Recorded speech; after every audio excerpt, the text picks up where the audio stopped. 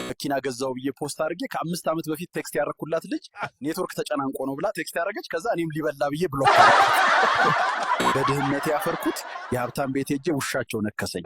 ከዛ እኔን ትተው ውሻውን ሲያስከተቡት ነው። አንዱ ጓደኛዬ ውትድርና ሊመዘገብ ሄዶ ጥርስ ሸራፋ ነው ሲባል እኔ ሀገሬን ለመጠበቅ እንጂ ለመጋጥ አይደለም አላቸው።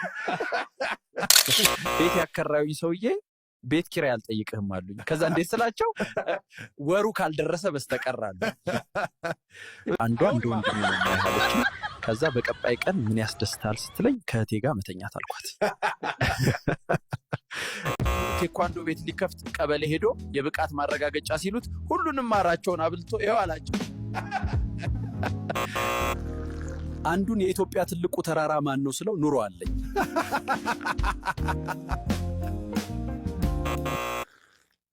ፍቅረኛዬን ማሬ ስላት የወደድኳት ይመስላታል። እኔ እኮ ስሟ ጠፍቶብኝ ነው።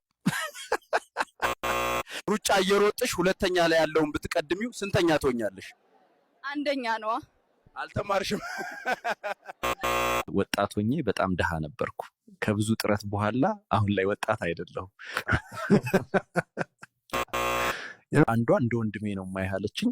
ከዛ በቀጣይ ቀን ምን ያስደስታል ስትለኝ ከእቴ ጋር መተኛት አልኳት። አንዷ እንደ ወንድሜ ነው ማይሃለችኝ። ከዛ በቀጣይ ቀን ምን ያስደስታል ስትለኝ ከእቴ ጋር መተኛት አልኳት። አንዷ እንደ ወንድሜ ነው ማይሃለችኝ። ከዛ በቀጣይ ቀን ምን ያስደስታል ስትለኝ ከእቴ ጋር መተኛት አልኳት።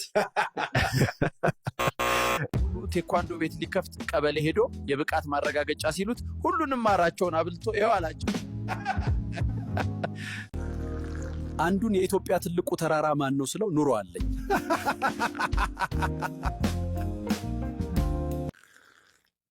ፍቅረኛዬን ማሬ ስላት የወደድኳት ይመስላታል። እኔ እኮ ስሟ ጠፍቶብኝ ነው።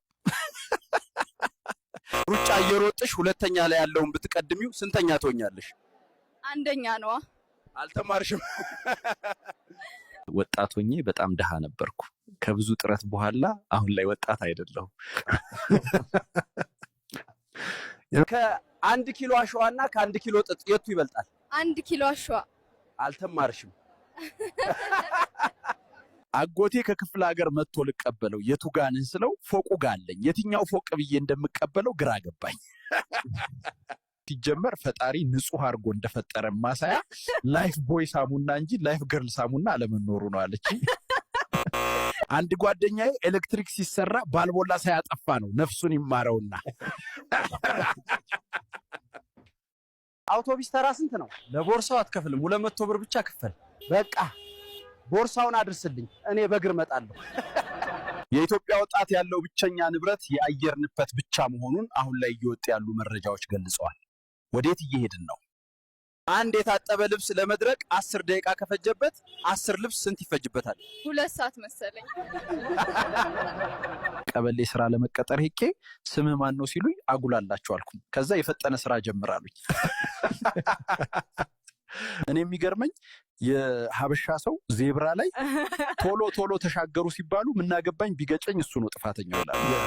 አንዷ ጠንቋይ ቤት ሄዳ የማይቅም የማይጠጣና ማያመሽ ባል ፈልጋለሁ ስትለው እሱን የምታገኘው እስር ቤት እንጂ ኔጋ አይደለም ማለት። አንዱ ታሞ ሐኪም ቤት ሄደ። ከዛ ዶክተሩ እንቁላልና ስጋ ብዙ አትብላ ሲለው ታካሚው የት እናንተ ቤት መጥቼ ነው አለው። ኦንላይን በግ እንሸጣለን የሚል አይቼ ብሩን በባንክ አስገባው። ከዛ ደውዬ በጉስ ስላቸው የቤትን አድራሻ ሰተነው ነበር አላሉኝ። አንድ ወንድ 30 ዓመት የሆናትን ልጅ ቢያገባት ምን ታስባለህ? ልጁ ባሏ ብቻ ሳይሆን ባለውለታዋም ጭምር ነው።